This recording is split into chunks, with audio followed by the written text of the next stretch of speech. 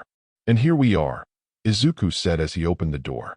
Inside the room was what looked like a high-tech smithy, forge included, as well as a bunch of other old-fashioned and high-tech machines. And laying on a table were two of the blades that Shredder had shot out during the fight. Are you sure you want to do this yourself? Izuku asked, giving Giza a worried look.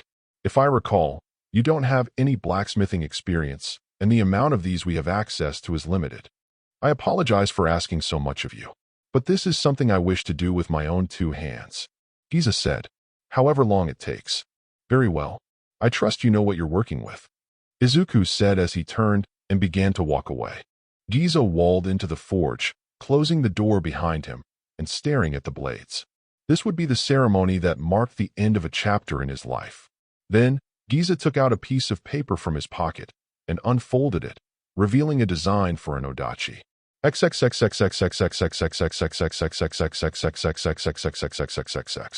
The Midoriya Foundation had many labs aside from the main one. Most of them were in the cities. However, about 1/10 of them would be located in places that could only be described as the middle of nowhere. The public was told this was for the safety of staff and outsiders alike, giving scientists more space to do experiments. This was true, but there was also another reason for some of these locations. That being it allowed Izuku to do some more shady business. In one of the meeting rooms in these far-off labs, Izuku met with Kaza. I want you to expand the Sky Pirates, Izuku told her. What do you mean? Expand? Kaza asked. As you're no doubt aware, I've been opening up holes in the crime community, creating massive power vacuums, Izuku explained. These vacuums will either be filled up by new criminal organizations or older ones will use this opportunity to gain more power. If that's the case, I'd rather the next big villain group be one that's under my control. So I want you to expand the Sky Pirates into not just a villain group, but a criminal organization. I see. And how do you want me to go about this? Kaza asked after thinking about it for a moment. Izuku pulled out a briefcase and opened it up, revealing several files inside. He pulled one out and gave it to Kaza, who immediately started reading it. In there is the location of a facility holding various resources, owned by the Midoriya Foundation, of course. Right now, both the Midoriya Foundation Army and the Pro Heroes have exhausted themselves after dealing with the Foot. So this is the perfect time for you to pull this off. Once that's done, we'll secretly make you dozens of new ships. After that, you begin recruiting. Izuku pulled out 4 more files. The people I'd like you to recruit have been sorted into 4 groups. The first are people that I would like you to keep as permanent members. They should be both trustworthy and useful to you. The second group are people who became villains but are very clearly in over their heads. Decent people who were either forced into villainy or simply made very poor decisions. I would like to use the Sky Pirates as an opportunity to help these people in some way. The third group are those who are completely disposable and mostly harmless mooks. And the last group are potential threats. I want you to lure them in so we can set them up to fall later. Obviously, some members of the Sky Pirates will have to get captured, otherwise I and the heroes would look incompetent, which is what groups 3 and 4 are for. And you can get some dangerous people off the streets. Kaza pointed out. Exactly. Izuku nodded. Now, the people on these lists should be easy enough for you to keep under control. However, given your track record, I am allowing you to recruit people from outside of these lists without needing to consult me for the most part. Of course, I'm doing this as an act of trust, both in your loyalty and competency. I trust you know what happens if someone you personally recruited goes out of control. I haven't failed you yet. I don't intend to start doing that now, sir, Kaze answered. My subordinates will obey my commands. I guarantee you that. Good. Now, I will need to give you a new base of operations. I can't have dozens of flying boats in Japan's skies, so I'm giving you this small group of islands here, Izuku said, pulling out another file and giving it to her. And one last thing. Seeing as we're increasing the scale of this project, I thought it would be best if we found a way to give you an increase in power. You will be the leader after all, and my scientists say the best way to do that for you would be via cybernetic augmentations. You want to turn me into a cyborg? Kaza asked casually, showing only a bit of interest. If you want. This is not something I'm willing to force on you, of course. Izuku told her. No need to be so hesitant. I'm in, Kaza said quickly. You don't want to think about it first? Izuku asked her, taken a bit off guard by how decisive she was. Not much to think about. I do this. I get stronger. The stronger I am, the more I can do. Kaza scoffed. Not like this body of mine was good for anything but fighting anyway. You think I win beauty pageants like this, sir? I suppose not, Izuku said, giving her a pitying look. In that case, we can start right away. Although I will still give you a little more time to really think about this. Kaza sighed. If you insist, sir. But my answer won't change.